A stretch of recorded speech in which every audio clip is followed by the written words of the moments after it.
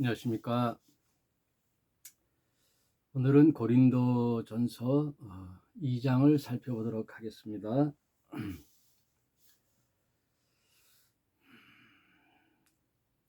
2장에 바울이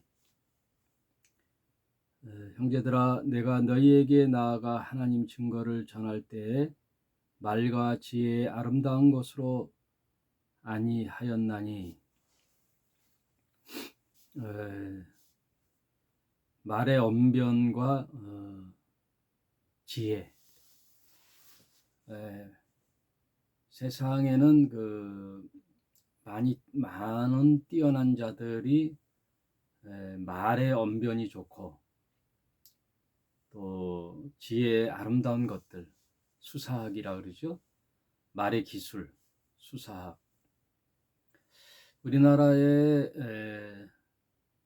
목사들 중에 최고의 수사학의 권위자는 곽 목사예요. 성이 특이하니까 잘 알죠. 그 사람이 언변이 좋고 또 마이크 이런 음향 시설을 잘 다루는 데 탁월하죠. 제가 바로 1m 목전에서 그의 설교를 들은 적이 있는데 아주 예민해요. 그런 조명이나 마이크 시스템. 그러니까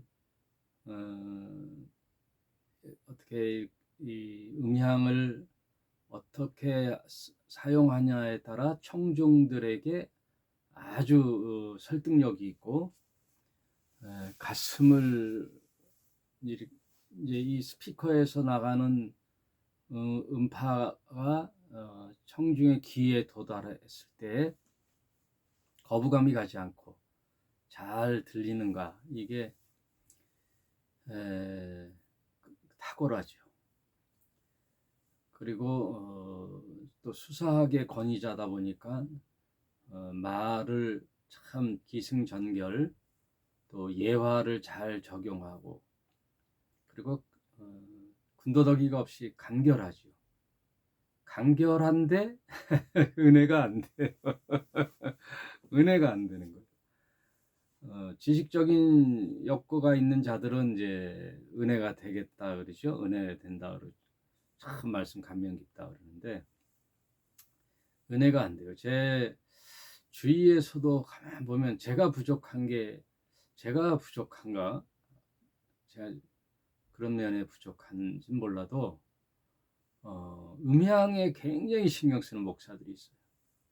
가히 놀랄 만큼 음향, 고가의 그 시스템, 음향 시스템, 마이크, 그리고 그 멀티 시스템, 이런 시청각 교육 자재, 이런 것들을 잘 갖춰줘서 하는 목사들. 일면 좋은 면도 있죠. 그리고 가르치는데 용이한 점도 있고. 그런데 오늘날 현대 사회에 더 필요하기도 한데 뭐랄까, 과도하다 할까? 과도한 게 항상 문제잖아요.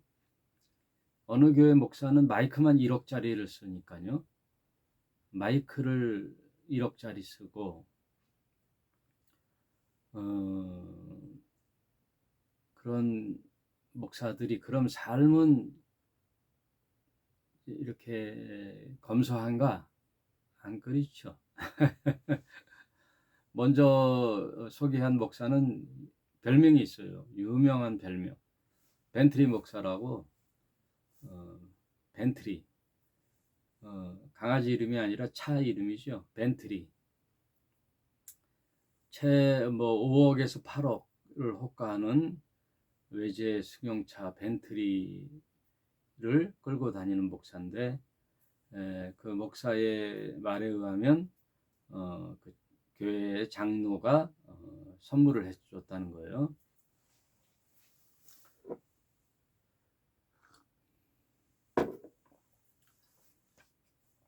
뭐 선물해 줘서 끌고 다니는 걸 뭐라 그러는 게 아니라 아무튼 말씀에 은혜가 안 되죠. 은혜가 안 돼요. 청량리에 중형 교회인가 어느 정도 한 300~400명 교회에 담임 목사 그분 내 성함을 잊어버렸는데 제가 청량리에 저기 있으니까 그 목사님은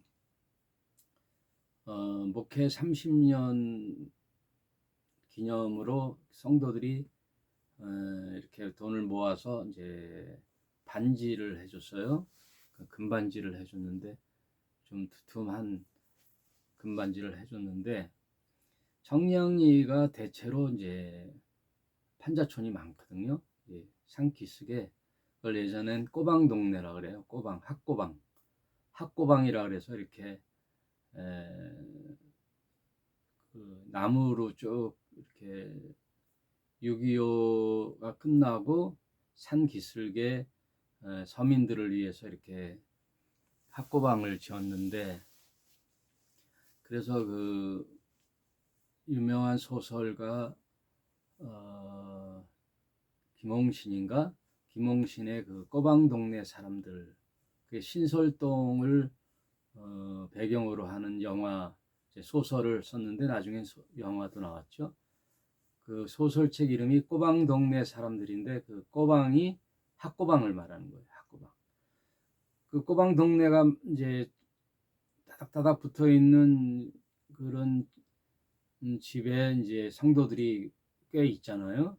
근데 그 목사님이 신방을 가면 하루 먹고 살기도 넉넉지 못한 성도들이 참 많다고요. 근데 거기 가서 기도해주고 성경을 보는데 이 손이 내밀어지지 않는다는 거예요. 손에 금반지가 번쩍번쩍하니까 그래서 너무 마음이 안 돼서 그 반지를 빼고 이제 결국 팔아가지고 그 돈으로 좀 성도님들에게 이렇게 쌀이라도 나눠줬다는 그분의 자서전을 보고 참 그래도 공감이 됐는데 뭐 벤틀리 타고 다니는 목사하고 너무 차이가 나죠. 아무튼 그런 자들이 성경은 참 지혜롭게 잘 풀고 아름답게 얘기하고 온갖 수사학을 다 해서 마이크 시스템으로 해서 사람에게 감동은 줄지 몰라도 금방 사라져요. 머리와 귀는 달콤하게 하고 만족스럽게 해도 내 영이나 내 가슴에 올려주질 않죠. 바울이 얘기한 대로 형제들아 나는 하나님의 말씀을 증거할 때에 말과 지혜의 아름다운 것으로 아니하나니 내가 너희 중에서 예수 그리스도와 그의 십자가에 못 박히신 것 외에는 아무것도 알지 않기로 작정하였다. 바울의 참 귀함이 이런 데서 나타나요. 사도 바울은 지파 중에는 이스라엘의 초대 왕을 잇는 그 지파죠. 베냐민 지파의 사람이요. 바리새인 중에 바리새인이요. 그 당시 바리새인들은 예수님이 오셔서 질타하셨지만 그 당시 바리새인들의 이미지는 굉장히 말씀, 율법에 능통하고 말씀을 깊이 상고하는 그런 자들을 말해요. 바리새인 중에 바리새인이요. 또 학벌로는 가말리엘 문화생의 수제자로서 율법에 있어서는 통달하고 또 신앙에 있어서는 유대교에 열심 있는 자 그런 자인데도 불구하고 다메섹에서 예수를 만난 이후에 그의 삶의 여정은 그런 온갖 지식을 열거하는 게 아니죠. 지혜와 아름다운 말로 하지 않는 거죠. 소위 말해서 수사학적 원리로 설교하지 않는 거예요. 오직 뭐만 알기를 원하냐? 예수 그리스도의 십자가의 죽음, 예수 그리스도의 십자가의 죽음 사랑, 그거 하나만을 전한다는 거예요. 네. 여기에 깊은 감동이 있고 귀함이 있어요. 사도 바울의 귀함이, 저와 여러분도 마찬가지죠. 세상에 온갖 화려한 것들이 많잖아요. 그래서 저는 마이크도 별로 제 얘기를 해서 제가 잘났다는 게 아니라, 저는 그 공간이 학교 교실만한 교회에서 했는데 무슨 마이크 시스템이 참 좋아야 됩니까? 그냥 말이 전달되면 되죠. 그리고 우리 집사님 한 분이 이제 특성을 매주 했기 때문에 그 집사님은 이제 마이크를 사용하고, 저는 되는 대로 그 시스템에 거기에 맞게 마이크를 쓰더라도 적당한 가격의 마이크. 그러니까 본질이 그게 아니라 예수 그리스도의 십자가의 죽음, 예수의 십자가의 죽음과 부활, 이 두 가지면 끝인 거예요. 네, 성경 전체의 핵심이 뭐예요? 예수 그리스도의 십자가의 죽음, 그리고 부활. 예수 그리스도의 십자가의 죽음은 죄의 대속이죠. 인간이 해결할 수 없는 죽음이라는 것은 죄에서 왔거든요. 죄의 값은 사망이다. 성경이 규정했기 때문에 이 해결할 수 없는 절망스러운 이 인간의 죽음, 그리고 그 죽음에 따른 증상들 있잖아요. 죽기 전에 그냥 확 죽는 게 아니죠. 예. 늙고 병들고 고통에 있다가 죽는 거죠. 또 전쟁에서 피해로 죽고 교통사고로 죽고, 6.25 전쟁에서 죽은 사람보다 오늘날 교통사고로 죽는 사람이 많다 그러니까, 아무튼 너무나 힘겨운 이 세상 삶에 또 자살하는 사람도 많잖아요. 이런 죽음의 증상들이 있단 말이에요. 그 죽음의 증상, 감기가 걸리면 증상들이 있잖아요. 재채기를 하고 콧물이 나고 열이 나고, 기침하고 목이 아프고, 이런 증상들이 있듯이 여러 죽음의 증상들이 인류의 사람 누구나 겪는 고난이란 말이에요. 이 고난을 대신 대속해서 이 죽음의 값을 치르신 분이 하나님의 아들, 그 하나님의 방법이거든요. 하나님의 지혜에서 나온 아들의 십자가의 죽음, 그 죽음으로 인간의 죄를 대속하시고, 그리고 그 대속 안에 들어온, 그거는 믿음이죠. 믿음은 우리가 만드는 게 아니라 하나님이 그렇게 규정을 해주셨어요. 내가 보낸 그리스도 예수를 구세주로 믿고 그의 삶을 동경하고 그의 예수와 마음을 합해서 인간 자기의 소견대로 살지 않고 예수가 뱉어놓은 성경 말씀대로 살겠다, 이런 마음의 자세. 원래 죄라는 것은 하나님은 관계없어요. 하나님은 나랑 필요 없어요. 하나님과 단절돼서 그렇게 살려고 하는 마음의 자세, 삶의 자세가 죄거든요. 하나님과 대항하는 게 죄예요. 그런데 그 인간 본연의 죄를 인정하고 어쩔 수 없는 자신의 죄의 증상들을 하나님께 갈구하는, 나는 하나님이 필요합니다. 그래서 하나님이 보내신 예수 그리스도의 마음과 합일되면 그것으로 믿음으로 보는 거예요. 그것으로 인정받는 거예요. 네. 그래서 그걸 라티언이스라 그랬죠. 칭의, 법적 선언. 내가 그 아들 예수를 믿고 하나님을 내 마음에 모셔드리고 교류하며 교제하며 말씀대로 살겠다 하는 자에게 떨어지는 판결, 법적 용어, 죄가 없다 함을 받는 거예요. 내 행위에서 오는 게 아니에요. 말씀의 고백과 그 삶의 자세, 그거를 보는 거예요. 그런 사람은 이제는 자신의 소견대로 사는 삶의 방식을 채택하지 않죠. 예. 언제나 하나님 말씀대로 그 말씀이 행위의 척도가 되는 거예요. 내 행동의 동기가 되는 게 말씀이 되는 거예요. 내 소견이 아니라, 내 신념이 아니라. 그래서 그걸 믿음이라 그러는 거예요.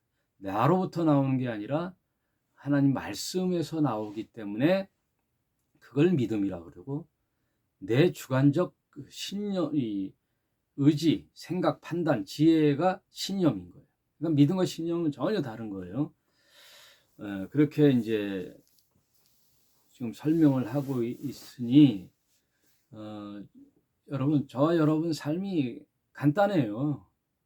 예, 예수 그리스도의 죽음 사랑, 그 죽음 사랑을 동경하고 나도 예수님처럼 그런 헌신적인 마음으로 살겠다. 뭐 완벽하진 않지만 그런 마음의 자세를 뜻하는 거예요. 그렇게 살겠다라고 늘 말씀을 묵상하며 조금씩 예수께로 가는, 그래서 점점 성화되어 가는 그런 과정이 신앙이에요. 그 과정 끝에 구원이 있는 게 아니에요. 하나님의 사람으로 구원을 받고, 아까 칭의라고 그랬죠. 라우티오니스, 법적 판결 선언문, 너는 죄가 없다. 하나님과 함께 하기로 마음 먹었기 때문에. 그러면 이제 그런 삶을 지향하여 사는 것을 성화라 그러는데, 그거는 이제 구원받은 자의 여정이지 구원으로 가는 길이 아니에요. 그래서 우리는 전도자라 그래요. 그 도를 전하는 전도자지 타 종교처럼 구도자가 아니에요. 이걸 매번 내가 얘기하는데 이제 딱 이제 잡히죠. 잡혀야 돼요. 그 목수가 못을 몇 번 친다고요? 나무에 못을 망치질을 몇 번 해요? 몇 번이 없어요. 박힐 때까지 하는 거예요. 박힐 때까지. 여러분의 마음과 생각에 아주 구원관이 탁 박혀야 돼요. 아, 하나님과 함께 해야지. 그리고 예수님의 말씀대로 살아야지. 그렇게 작정한 자에게는 라우티오니스, 의롭다, 의로움. 그래서 의인은 믿음으로 말미암아 되는 거예요. 그래서 의인은 오직 믿음으로 말미암아 살리라. 그래서 내가 그런 선행과 앞으로의 그런 종교적 행위를 쭉 하면 나중에 얻어지는 구도자가 아니란 말이에요. 우리는 이미 얻은 예수 그리스도의 십자가의 죽음과 부활을 전하는 전도자의 삶을 사는 거예요. 완벽한 사람만이 전도할 수 있다. 이거는 말이 안 맞는 거죠. 이미 성경의 핵심이 십자가의 죽음과 부활이라면 그것을 알고 하나님과 합한 우리는 그 도를 전하는 거예요. 그래서 성경 전체의 핵심 키워드는 뭐냐? 바로 십자가의 죽음과 부활이에요. 십자가의 죽음과 부활. 그래서 성경 전체가 이 십자가의 죽음과 부활이라는 양 키워드에 딱 퍼즐이 맞춰지는 거예요.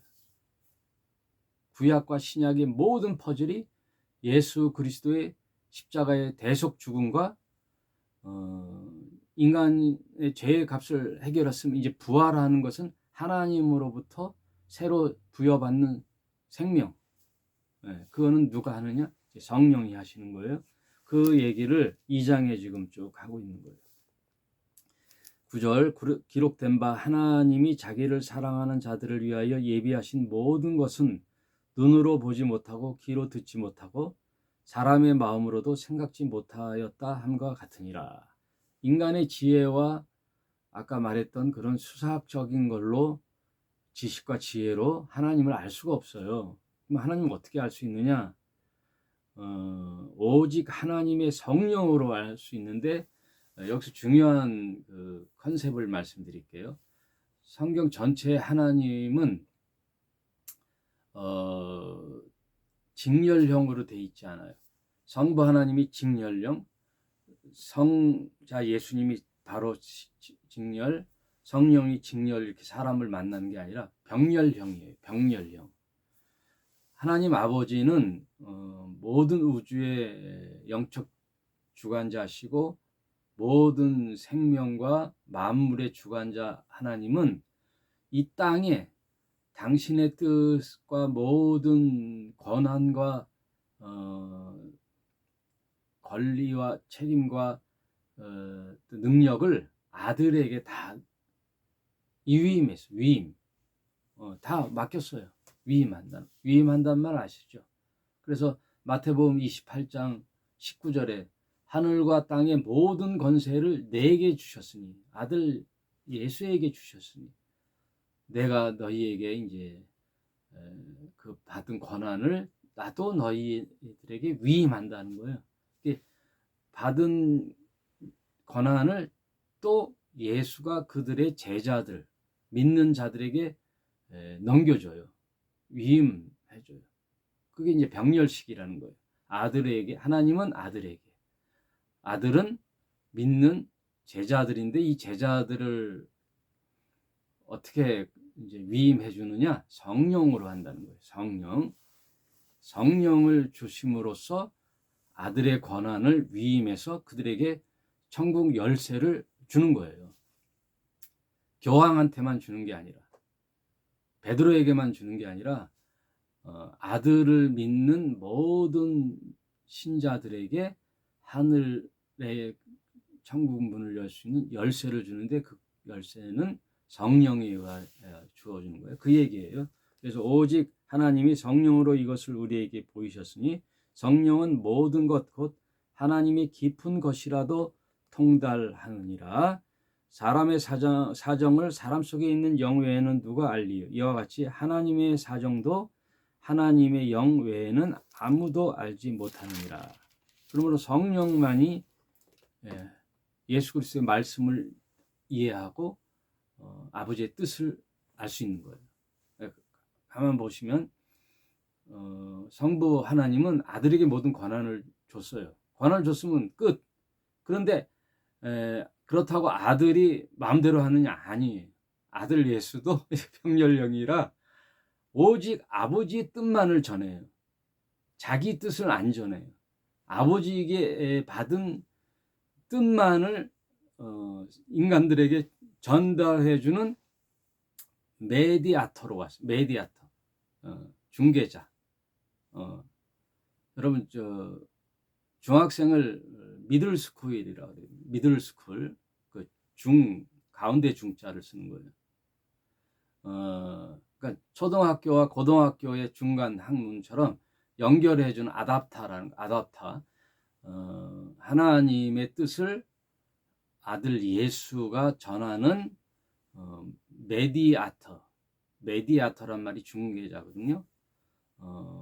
그리고 에이전트란 말이 대신 해주는 거잖아요. 가수가 활동하기 좋게 가수는 온전히 노래하는 것만 집중하고 그의 활동과 무대, 섭외 이런 건 다 누가 하느냐? 저기가 하죠. 금방 말씀드렸던 아답터, 에이전시 갑자기 생각, 에이전트가 소속이 돼야 되잖아요. 가수가 에이전트 소속을 하면 에이전트가 다 이렇게 섭외를 해요. 그 회사를 에이전시라고 그러잖아요. 그런 것처럼 하나님은 예수는 자신의 사명, 예수의 사명은 오로지 아버지의 뜻만을 이 땅에 전파하러 오신 거예요. 그래서 예수님의 말 습관, 말투는 말버릇이라고 그러죠.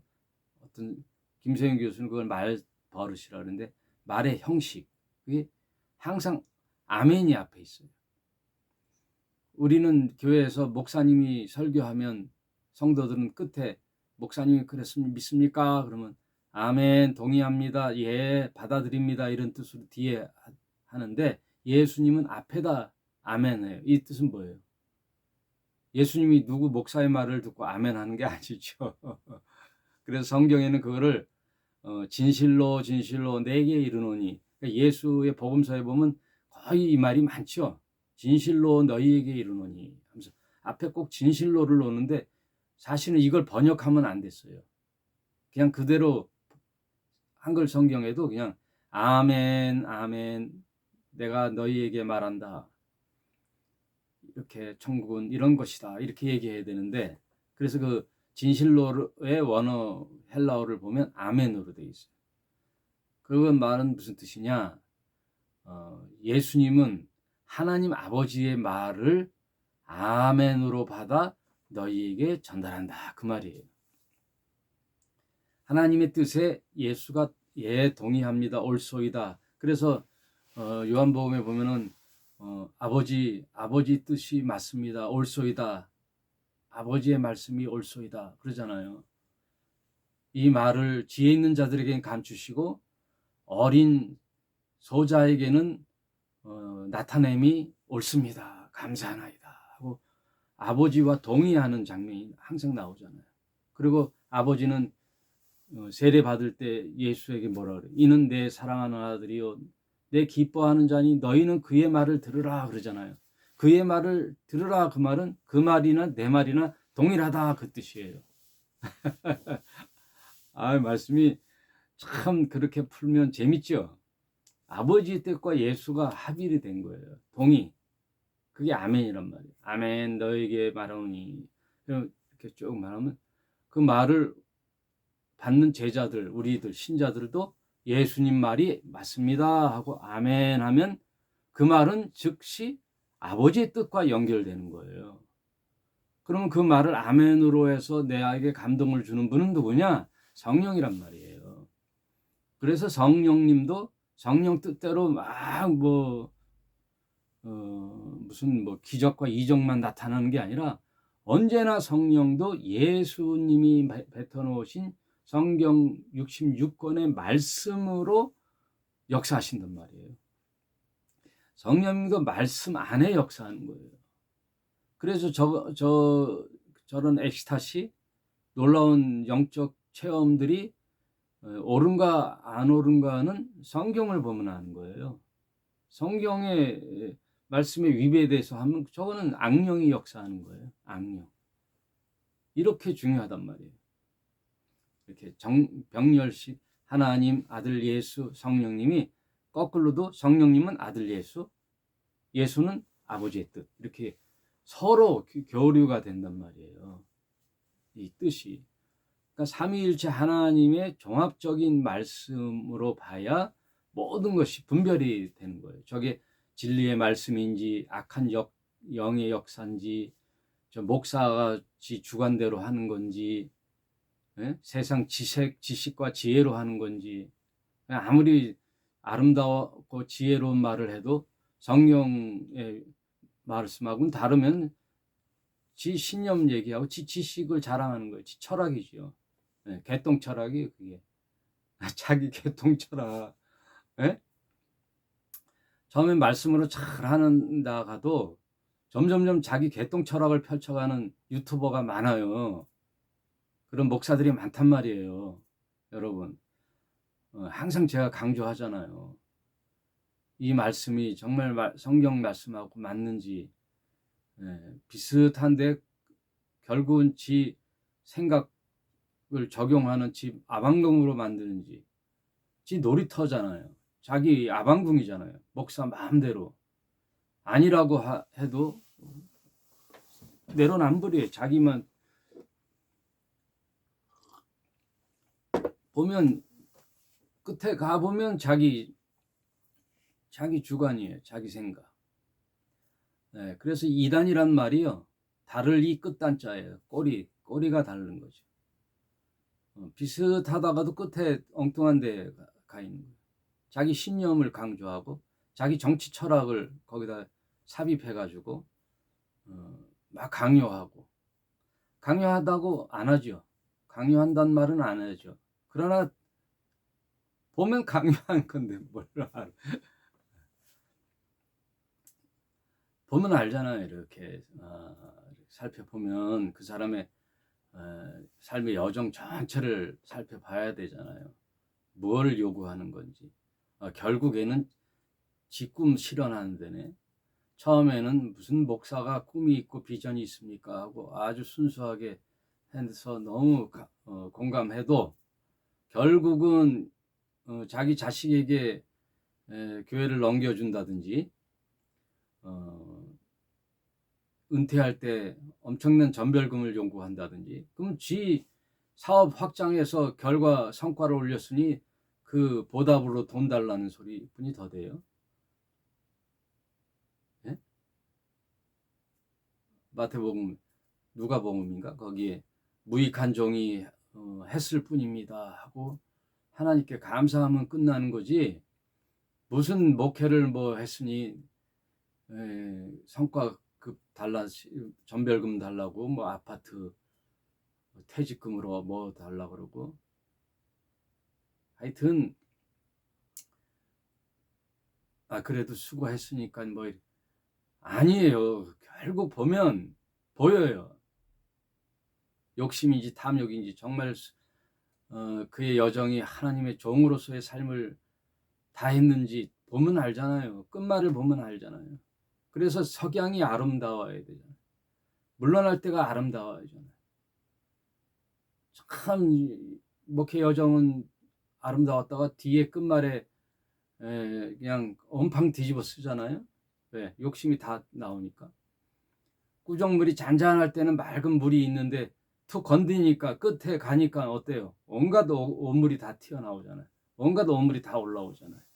그러니까 사람은 지나봐야 되는 거예요. 사람 끝에 보면 자기 생각을 관철하려고 하나, 자기 꿈 실현 장소인가, 에? 자기 맛대로 놀이터인가,